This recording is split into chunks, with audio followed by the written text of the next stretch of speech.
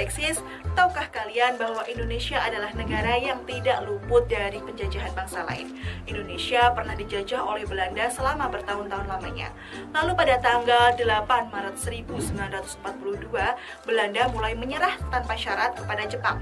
Lalu Jepang mulai menguasai wilayah Indonesia dan Jepang mulai menarik simpati bangsa Indonesia. Jepang menarik simpati bangsa Indonesia dengan mengumandangkan semboyan 3A, yakni Jepang Pelindung Asia, Jepang Pemimpin Asia, dan Jepang Cahaya Asia. Tetapi tak lama kemudian satu persatu daerah dari kekuasaan Jepang itu jatuh kepada blok sekutu. Jepang menderita kekalahan dalam melawan blok sekutu. Untuk menarik simpati bangsa Indonesia, pada tanggal 7 September 1945, Perdana Menteri Koiso pada sidang ke-85 Parlemen Jepang akan memberikan hadiah kepada Indonesia, yakni berupa kemerdekaan. Untuk membuktikan janji yang telah diucapkan oleh Jepang membentuk BPUPKI atau Badan Penyelidik Usaha-Usaha Persiapan Kemerdekaan Indonesia yang bertugas untuk menyelidiki segala persiapan mengenai kemerdekaan Indonesia. Secara resmi, BPUPKI dilantik oleh Jepang dengan Ketua Dr. Rajiman Widyodiningrat dengan anggota 69 orang. BPUPKI mengadakan sidang resmi sejumlah 2 kali dan sidang tidak resmi 1 kali.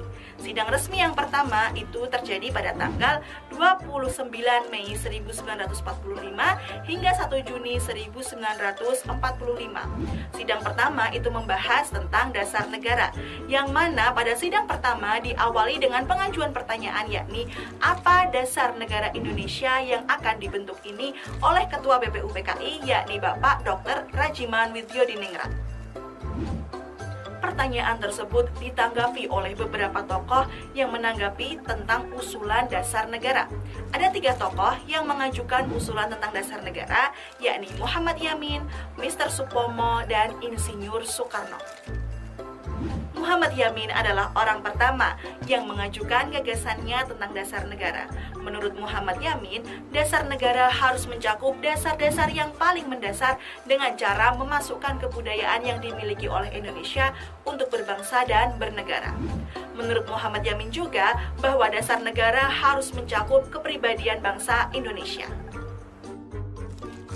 Atas dasar hal itu, Muhammad Yamin menyampaikan rakyat Indonesia mesti mendapat dasar negara yang berasal daripada peradaban kebangsaan Indonesia.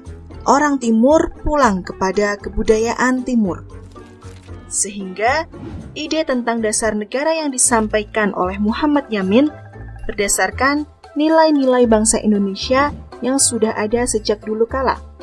Berikut ini adalah rumusan dasar negara berdasarkan pidato dari Muhammad Yamin. Yang pertama, peri kebangsaan. Yang kedua, peri kemanusiaan. Yang ketiga, peri ketuhanan. Yang keempat, peri kerakyatan. Dan yang kelima, kesejahteraan rakyat. Selain itu, Muhammad Yamin juga memberikan usulan dasar negara secara tertulis. Berikut ini adalah rumusan tertulis yang disampaikan oleh Muhammad Yamin. Yang pertama, ketuhanan yang Maha Esa. Yang kedua, kebangsaan persatuan Indonesia. Yang ketiga, rasa kemanusiaan yang adil dan beradab. Yang keempat, kerakyatan yang dipimpin oleh hikmat kebijaksanaan dalam permusyawaratan atau perwakilan. Dan yang kelima, keadilan sosial bagi seluruh rakyat Indonesia. Kelima sila yang dirumuskan oleh Muhammad Yamin itu berakar pada sejarah, peradaban, agama, dan hidup ketatanegaraan yang telah lama berkembang di Indonesia. Selain Muhammad Yamin, Mr. Supomo juga mengajukan gagasannya tentang rumusan dasar negara. Supomo mengajukan 5 dasar negara, yaitu yang pertama, persatuan, yang kedua kekeluargaan, yang ketiga keseimbangan lahir dan batin, yang keempat musyawarah, dan yang kelima keadilan rakyat. Awalnya Supomo mengajak untuk memikirkan mana dasar negara yang paling sesuai untuk Indonesia. Supomo menyampaikan dan menyajikan dengan teratur sehingga nalarnya mudah diikuti. Supomo juga mengemukakan daftar pilihan teori-teori negara yang sudah ada. Lalu, Dipilihlah yang mengandung nilai yang paling baik dan sesuai bagi bangsa Indonesia. Kesesuaian itu didasarkan pada riwayat hukum dan lembaga sosial negara itu. Supomo mengatakan, susunan negara yang cocok untuk negara-negara barat belum tentu cocok dengan negara-negara timur, khususnya negara Indonesia. Berdasarkan pemikiran itu, Supomo tidak akan mengambil salah satu aliran pikiran negara yang diuraikannya itu, tetapi dia mengajak untuk meneliti aliran pikiran yang mempunyai kesamaan-kesamaan yang berarti bagi Indonesia. Pemikiran Supomo akhirnya melahirkan pemikiran integralistik. Menurut pikiran ini, negara ialah tidak untuk menjamin kepentingan seseorang atau golongan, akan tetapi menjamin kepentingan masyarakat seluruhnya sebagai persatuan. Negara ialah suatu susunan yang integral, segala golongan, segala bagian, segala anggotanya berhubungan erat satu sama lain dan merupakan persatuan masyarakat yang organis. Tokoh ketiga yang juga menyampaikan gagasannya tentang dasar negara yakni Insinyur Soekarno. Insinyur Soekarno menyampaikan gagasannya dengan merumuskan 5 dasar negara yang disebut sebagai Pancasila. Panca artinya 5, sila artinya dasar, sehingga atas dasar yang 5 itulah Indonesia didirikan.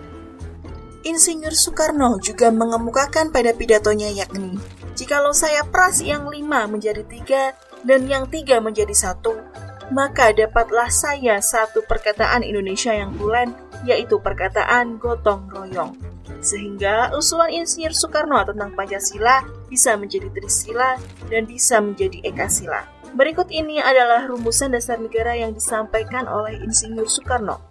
Yang pertama, nasionalisme atau kebangsaan Indonesia. Yang kedua, internasionalisme atau peri kemanusiaan. Yang ketiga, mufakat atau demokrasi. Yang keempat, kesejahteraan sosial. Yang kelima, ketuhanan yang Maha Esa. Sedangkan rumusan Trisila dari Insinyur Soekarno yakni, yang pertama, sosionasionalisme. Yang kedua, sosiodemokratis. Dan yang ketiga, ketuhanan. Pada hari di mana Insinyur Soekarno mengemukakan pemikirannya tentang nama dasar negara yakni tanggal 1 Juni 1945 ditetapkanlah sebagai hari lahir Pancasila. Setelah sidang pertama selesai, Indonesia belum mencapai kesepakatan akhir tentang dasar negara. Lalu BPUPKI membentuk panitia kecil yang beranggotakan 9 orang dengan ketua Insinyur Soekarno. Panitia kecil ini disebut Panitia 9. Panitia 9 terbentuk karena adanya perdebatan mengenai hubungan antara negara dan agama. Anggota dari Panitia 9 antara lain Kiai Haji Wahid Hashim, Mr. Muhammad Yamin, Mr. A. Amaramis, Dr. Andes Muhammad Hatta, Haji Agus Salim, Mr. Ahmad Subarjo, Abdul Kahar Muzakir, Abi Kusno Cokro Sujoso, dan Insinyur Soekarno. Pertemuan tersebut memiliki maksud untuk menjembatani perbedaan pendapat antara golongan nasionalis dan golongan Islam perihal hubungan negara dengan agama. Tanggal 22 Juni 1945, Panitia 9 mengadakan rapat di kediaman Insinyur Soekarno di Jalan Pegangsaan Timur nomor 56 Jakarta. Rapat tersebut membahas tentang rancangan pembukaan Undang-Undang Dasar. Panitia 9 menghasilkan rumusan sebagai tujuan negara Indonesia merdeka. Dari hasil sidang, hasilnya yaitu Piagam Jakarta atau Jakarta Charter, diusulkan oleh Muhammad Yamin. Naskah Piagam Jakarta ini kemudian ditandatangani oleh Panitia 9. Berikut ini adalah rumusan dasar negara yang termuat dalam Piagam Jakarta. Yang pertama, ketuhanan dengan kewajiban menjalankan syariat Islam bagi pemeluk-pemeluknya. Yang kedua, kemanusiaan yang adil dan beradab. Yang ketiga, persatuan Indonesia. Yang keempat, kerakyatan yang dipimpin oleh hikmat kebijaksanaan dalam permusyawaratan perwakilan. Yang kelima, keadilan sosial bagi seluruh rakyat Indonesia. Selanjutnya, rumusan dasar negara yang terdapat pada Piagam Jakarta mengalami perubahan pada sidang PPKI atau Panitia Persiapan Kemerdekaan Indonesia yang dibentuk sebagai pengganti BPUPKI.